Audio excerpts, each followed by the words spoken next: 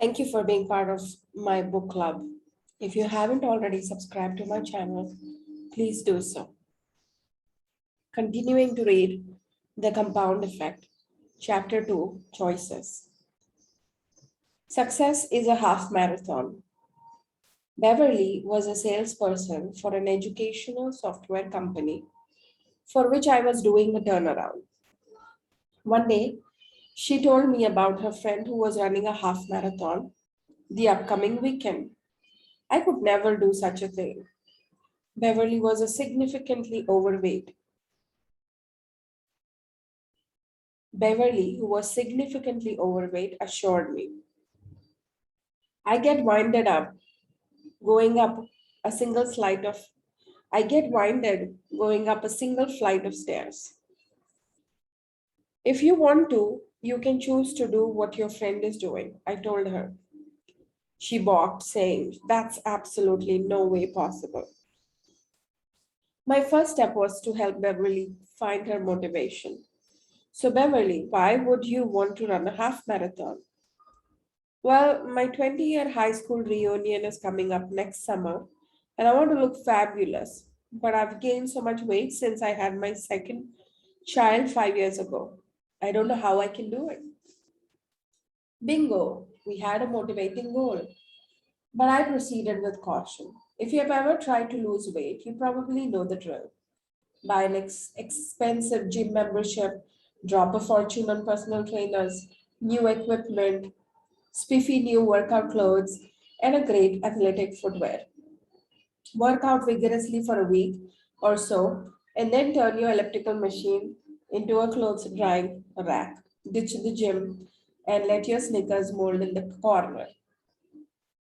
I wanted to try a better way with Beverly. I knew that if I could get her to choose just one new habit, she'd get hooked, and all the other behaviors would naturally fall into line. I asked Beverly to drive her car around the block and map out a 1 mile loop from her house. Then I told her to walk the loop 3 times over a period of 2 weeks. Notice that I didn't ask her to start by running the mile. Instead, I started with something as small, easy task that required no major stretch. Then I had her walk the loop 3 times in a week for an additional 2 weeks. Each day, she made the choice to continue on. Next, I told Beverly to start a slow jog, only as far as she was comfortable. As soon as she started feeling breathless, she was to stop and continue walking. I asked her to do this until she would run one fourth, then one half, and then 3/4 of the mile. It took 3 more weeks, 9 outings, before she could jog a full mile. After a total 7 weeks, she was jogging the whole loop. That might seem like a long stretch for a short victory, right? After all, half marathon is 13.1 miles. 1 mile is nothing. What was something, however, was that Beverly was beginning to see how her choice to get fit for the reunion, her Y power, was fueling her new health habits. The compound effect had been set in motion and was starting its miraculous process. I then asked Beverly to increase her distance an eighth of each mile in each outing, an almost unnoticeable length, maybe only 300 steps further. Within 6 months, she was running 9 miles without any discomfort at all. In 9 months, she was running 13.5 miles regularly, more than the distance of half marathon, as part of her running routine. More exciting, though, was what happened in other areas of her life. Beverly lost her cravings for chocolate, her lifelong obsession, and healthy fatty foods. Gone. The increased energy she felt from the cardiovascular exercise and better eating choices helped her bring more enthusiasm to her work.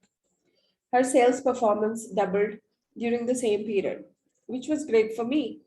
As we saw in the previous chapter, the ripple effect of all this momentum raised her self esteem, which made her more affectionate towards her husband.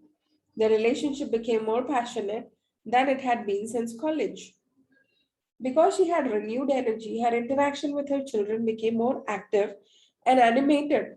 She noticed she no longer had the time to hang out with her Debbie Drawer friends, who still gathered together after work for greasy appetizers and drinks. She made new healthy friends in the running club she joined, which led to host of additional positive choices, behaviors, and habits. Following that first conversation in my office and Beverly's decision to find her why power and commit to a series of small steps, she lost more than 40 pounds, becoming a walking and running billboard for fit and empowered women. Today, Beverly runs full marathons. Your life is the product of your moment to moment choices. In our success CD, TV's biggest loser fitness trainer, Jillian Michaels, shared with me a powerful childhood story. When I was a kid, my mom would have these elaborate Easter egg hunts for me. I would run around the house, and when I would get close to the hidden egg, she'd say, "Oh, you're warm. You get closer to it. Oh, you're on fire." And then you move away from the egg, and she'd go, "Oh, you're cold. You're freezing." I teach contestants that on a moment to moment basis. I need them to think about their happiness and their ultimate goals as being warm, how every choice and every decision they make in the moment is getting them closer to the ultimate goal. Since your outcomes are all a result of your moment to moment choices, you have incredible power to change your life by changing your choices. Step by step, day by day, your choices will shape your actions until they become habits, where practice makes them permanent. Losing is a habit, so is winning. Now let's work on permanently instilling winning habits in your life. Eliminate sabotaging habits and instill the needed positive habits, and you can take your life in any direction you desire to the heights of your great imagination. Let me show you how. Put the compound effect to work for you. Summary action step. What area, person, or circumstance in your life do you struggle with the most? Start journaling all the aspects of that situation that you are grateful for. Keep a record of everything that reinforces and expands your gratitude in that area. Where in your life are you not taking 100% responsibility for the success or failure of your present condition? Writing down three things have done a Writing down three things you have done in the past that have messed things up. List three things that you should have done, but you didn't. Write out three things that happened to you, but you responded poorly.